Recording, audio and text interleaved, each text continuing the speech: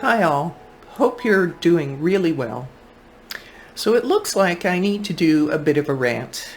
I did one a few months ago. I'll link it below and at the end of this video. At the time I wondered if I ever would have to do one again. Well, it turns out the answer is yes. I want to talk to you today about risk. It's everywhere around us, even in photography.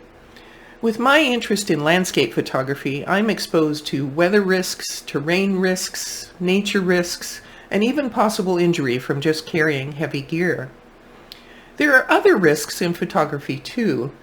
The risk that no one will like your work, that you won't find inspiration on any given day, or that you'll spend hours on a site or working on a project only to discover that you missed that one critical angle or perspective. And then there's technology risks. The risk of data theft, the risk of screen fatigue, sorry YouTube, and the risk of not having the latest and greatest of everything. And even the risk of unknown or unseen exposures from any of the modern conveniences that we've all come to rely on. These things routinely make the news, and sad to say, they are routine. So you would think that we are all well conditioned to live with this risk, yes? I thought so too, until a couple of weeks ago. The last thing I expected to see was a health warning from one of the world's leading camera companies, Nikon, attached to their latest high-end lens release. What lens is it? It is the Nikkor $14,000, $19,000 in Canada, Z-mount 400mm f2.8 TC VR S-series lens. Now, not many of us would likely purchase this lens. It is clearly aimed at professional photographers who need reach, speed, and superb image quality. But I do have a few friends who might see such an investment as reasonable given their penchant for motorsports, field sports, or wildlife and birding. The features and functions of the lens are extraordinary. It literally takes 1.5 web browser screens to list all of the features. But then, near the bottom, you run across this. I can't recall at any point in my 40-plus year interest in photography ever seeing a health warning attached to camera hardware. Looking into this further, I've discovered that the reason for this warning is a new type of autofocus motor, which Nikon calls the Silky Swift Voice Coil motor. This motor supposedly moves the extraordinarily large lens elements of this lens quickly and precisely.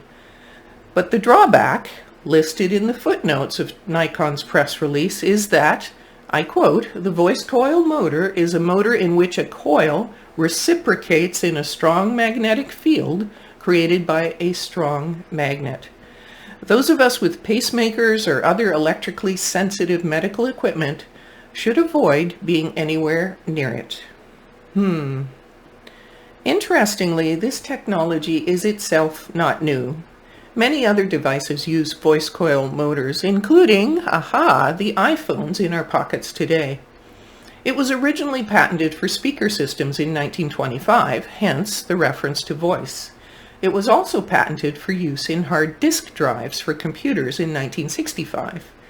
The earliest mention I have found for camera systems is from 2010, also in a patent application.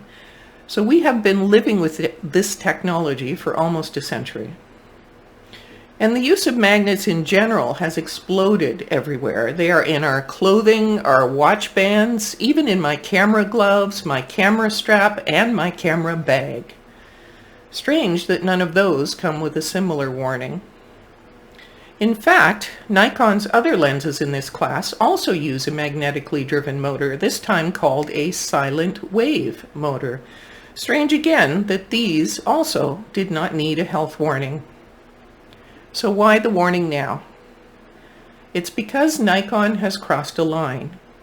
In order to achieve the fastest, smoothest autofocus performance possible, they have used larger, stronger magnets without sufficient shielding in order to keep the weight down, and thereby introducing these adverse health effects on medical equipment.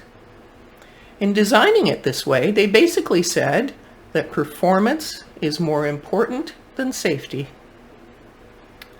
Those of us who are older pay extraordinary attention to health risks for the simple reason that they increase with time. I know I'm acutely aware of anything and everything that could affect me. So this warning isn't a footnote with me. It's the entire damn ball game. Why?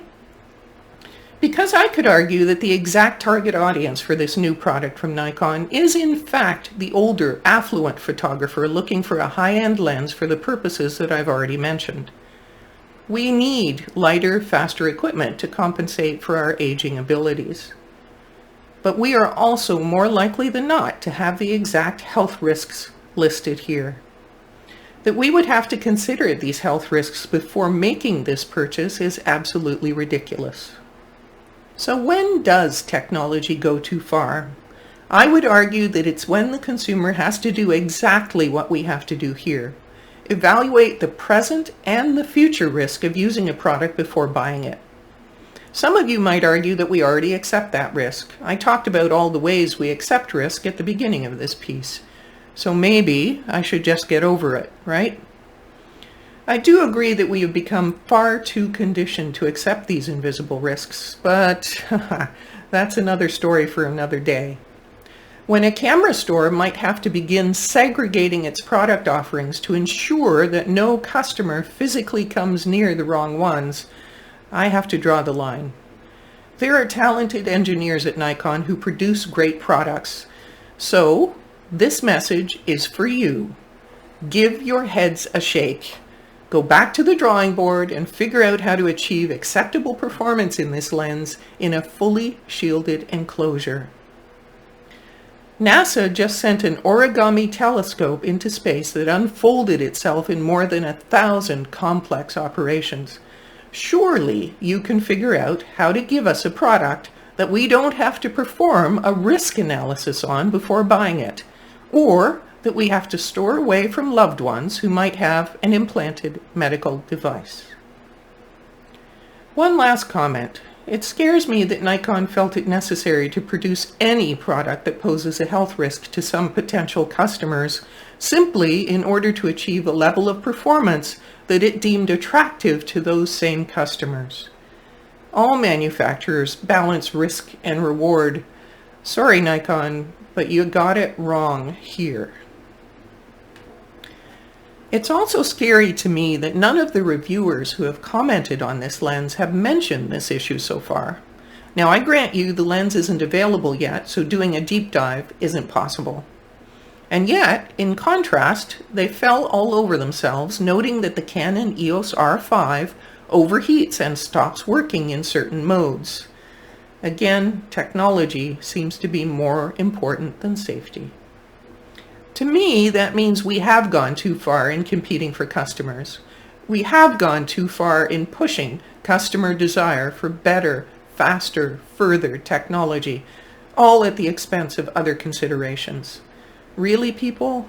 When is enough enough? I would say it's right here, right now, today. Thank you so much for your attention. I'd love to hear your perspective on this issue. Please leave me a comment below, and don't forget to like this video and subscribe to receive more content like this. Again, I keep hoping for no more rants, but I don't guarantee at all that that won't happen. Thanks again, and hope to see you soon.